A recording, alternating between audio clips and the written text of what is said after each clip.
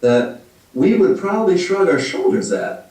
For example, the writers of First Enoch and the community that kept it alive and kept adding to it was really convinced that if you weren't counting your weeks and days and months using the solar calendar, you were out of line with what God commanded, and you were breaking the covenant because you weren't keeping any of the festivals in the right times.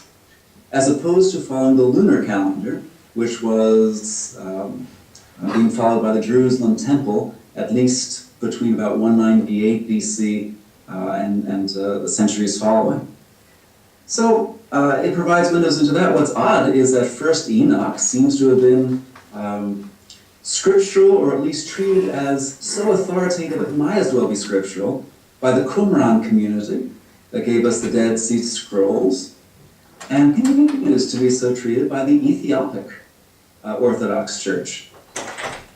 Similarly, there's a book out there called Jubilees, which is an expansive paraphrase of Genesis 1 through Exodus 14, which accomplishes a few things, not the least of which is kind of write the Torah back into the patriarchal narrative so that we find Abraham and Isaac and Jacob keeping and teaching portions of the Mosaic Law that would not otherwise be revealed until, 400 odd years later. Part of the narrative working out of the conviction that the Torah is in fact eternal. And that book also continues to be held in, my knowledge is not strong enough on this to say definitively, so I'll just say high regard by the Ethiopic Orthodox Church, although I'm tempted to say canonical alongside First Enoch. It also was of highest authority in the Qumran community that gave us the Dead Sea Scrolls. And there's a whole bunch out there besides, and if you really are interested, you can find it. You can find it all free online, frankly. You don't really have to work hard to find this. Look up R.H. Charles, the Apocrypha and Pseudepigrapha of the Old Testament. Aaron will tell you how to spell pseudepigrapha. We'll Google it. Yeah. There you go. Very good. And you can easily find a PDF version of both volumes. This is a 2-volume work to be downloaded. You could also buy it if you want in a reprint.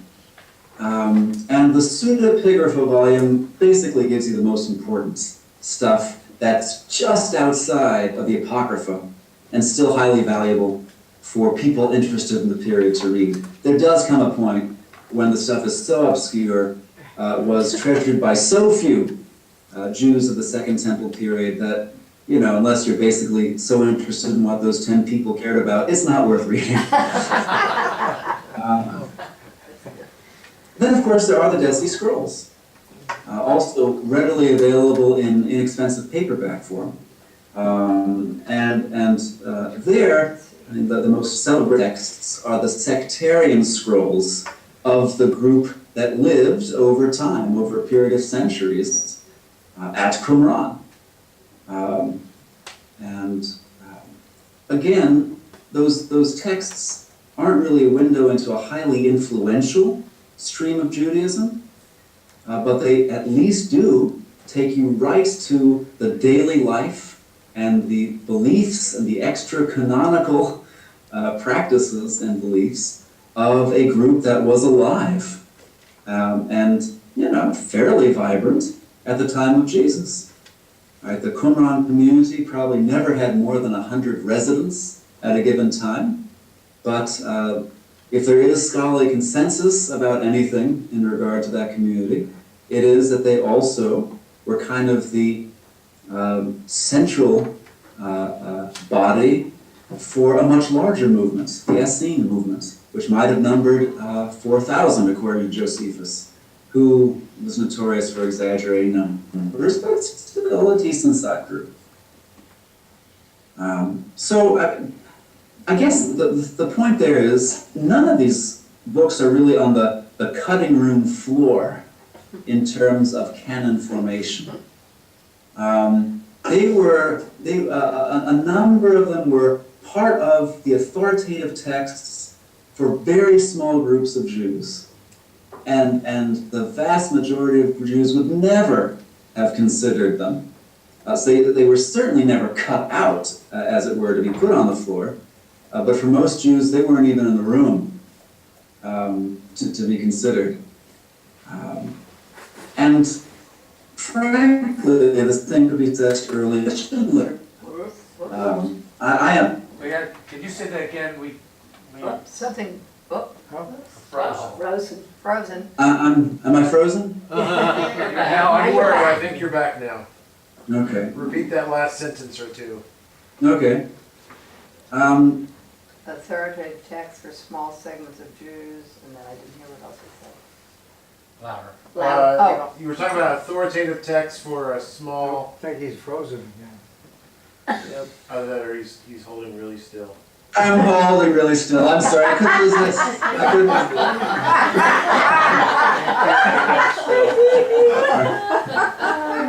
I gotta have some fun here. It's not like I'm trying.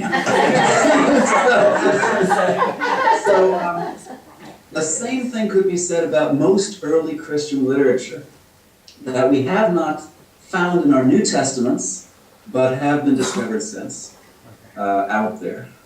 Even though the sensational take on them is always, and it appalls me that scholars do this, but it's always, oh, look what was kept out of the New Testament. But let's face it, the Gospel of Judas was never a candidate for the New Testament. It was a text treasured by so few people that we found exactly one copy of it, 1,900 years after the resurrection. And not until about 1,900 years after the resurrection. This is not an also-ran of the New Testament, no matter what Karen King and others want to say about it.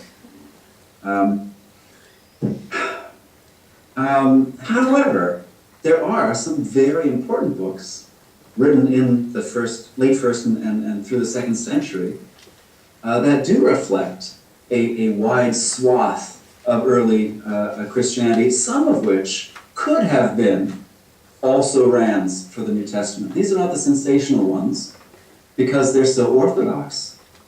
But if you really want to talk about what's on the cutting room floor of the New Testament canon, we talk about books like The Shepherd of Hermas and the Epistle of Barnabas, which were popularly read, often referred to, and even appear at the tail end of one major codex of the Christian Bible, a Septuagint codex called Sinaiticus, kind of a late 4th century Christian Bible, almost complete.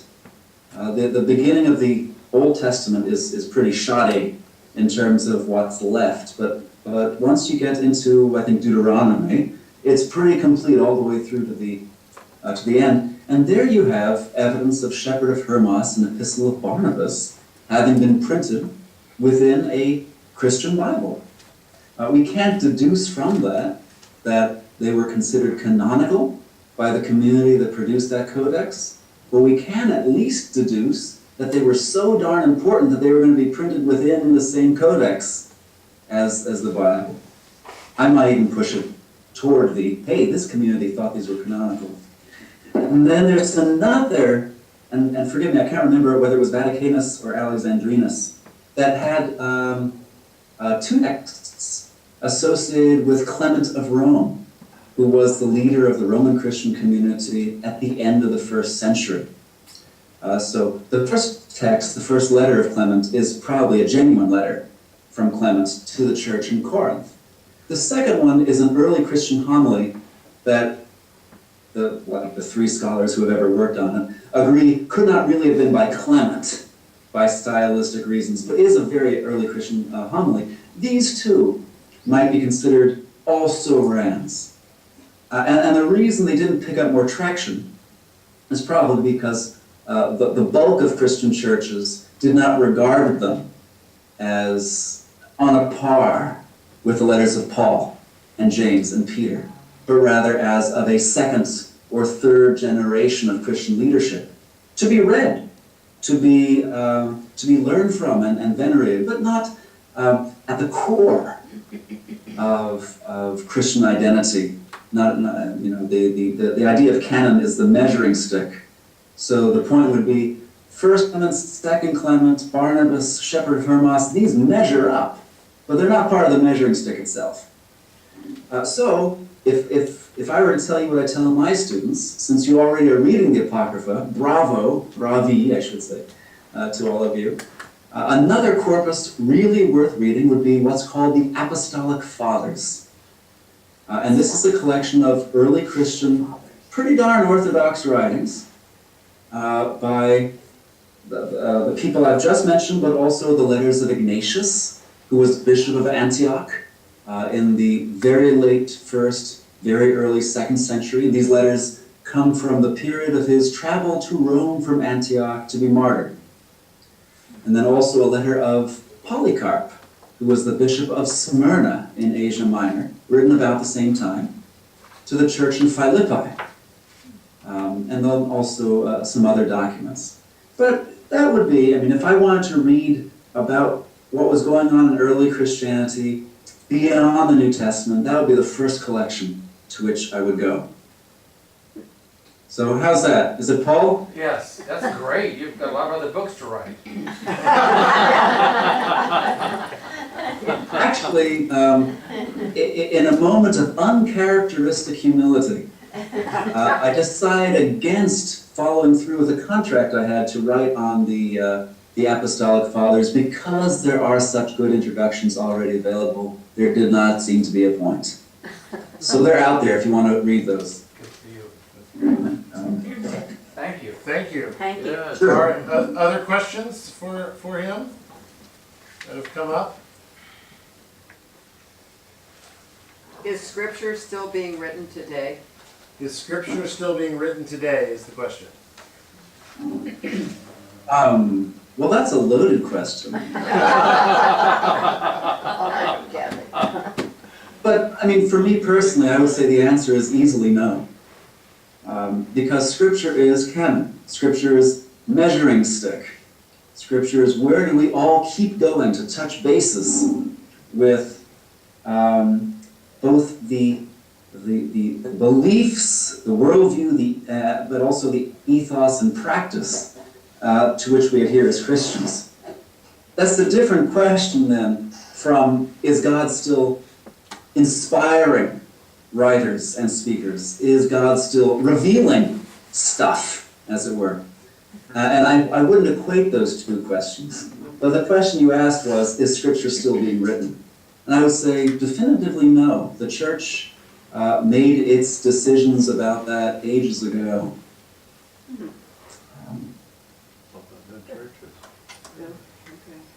But I would hope, for example, that God is still inspiring.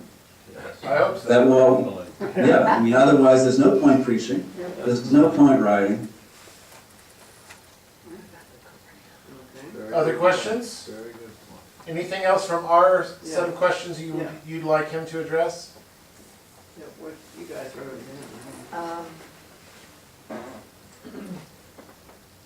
in. Which book in the Apocrypha do you think is the most important, and Whi- why? Which one in the Apocrypha is the most important and why?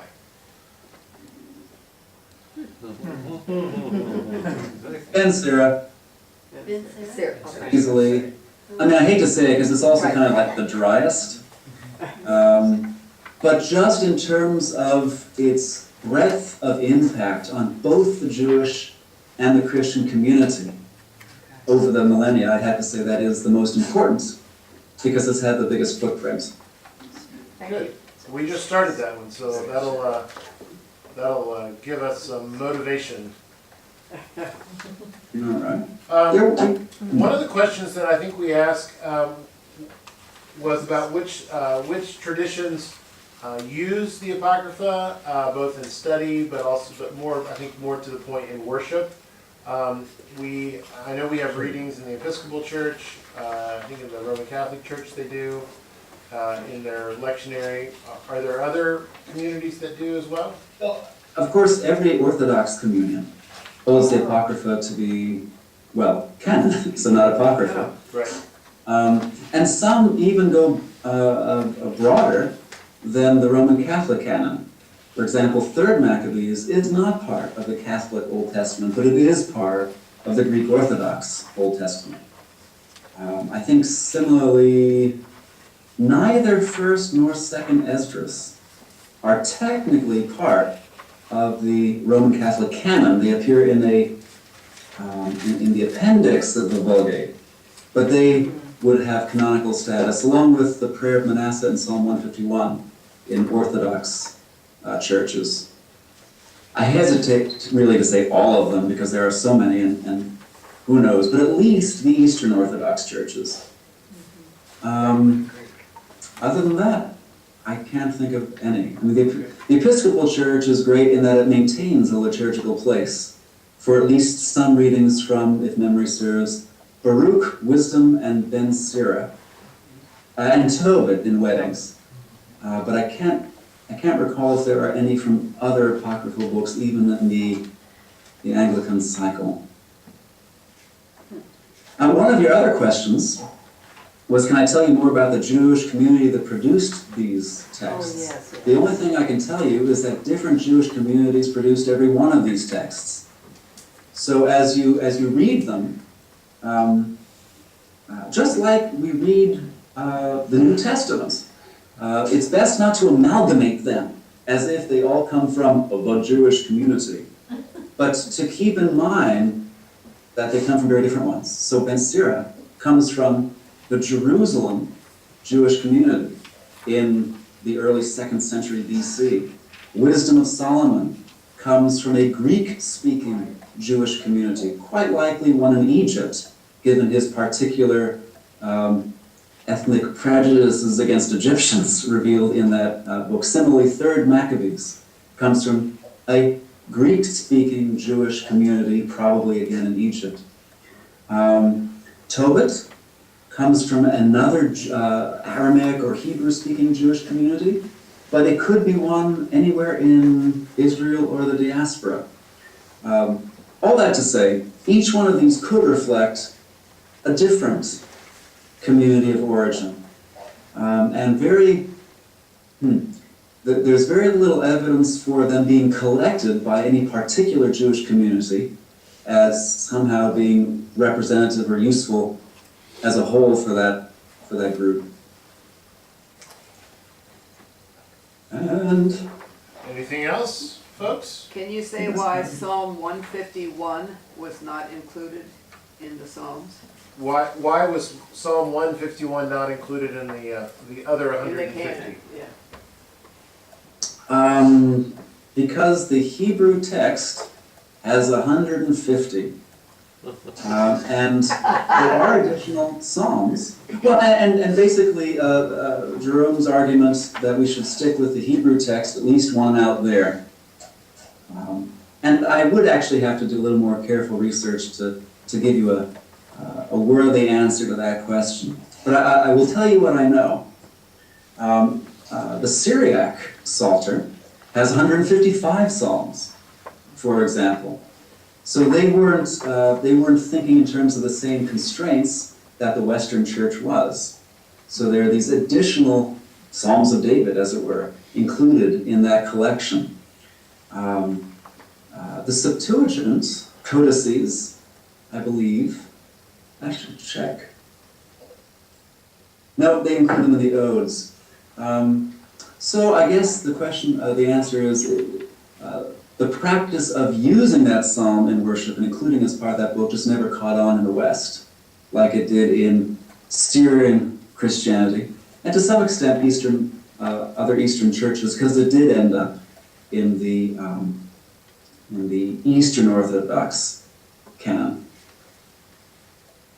It's really not a great psalm, too. I mean, as they go, It's a it's nice pretty, little you know. story about David as a little boy. He couldn't hear you. Other questions? Oh. Comments? Wisecracks? Oh, We usually have a few. Yeah. I Joe? saw Paul forward on that one. Yeah. Yeah. Hold them back. I'm a little, could you say something about the canons, and I guess that was all decided at the Council of Trent, but I don't know exactly what that means, I guess. So I'm confused a little bit about, I remember the Council of Trent, of course, but I don't know how they set those canons up, or what they decided. I should just again say that really only pertains to the extent of the Old Testament canon. The church made eventually successful attempts to delimit the New Testament canon way back in the 4th century. But somehow they didn't really bother to make a ruling on the Apocrypha until the 15th century. And I remember there was a council preceding the Council of Trent, at which the Roman Catholic communion decided in favor of affirming Scripture too. And then that was reaffirmed at the Council of Trent. But by and large, they, until the 15th century, and yeah, I don't even remember why that was precipitated at that particular time,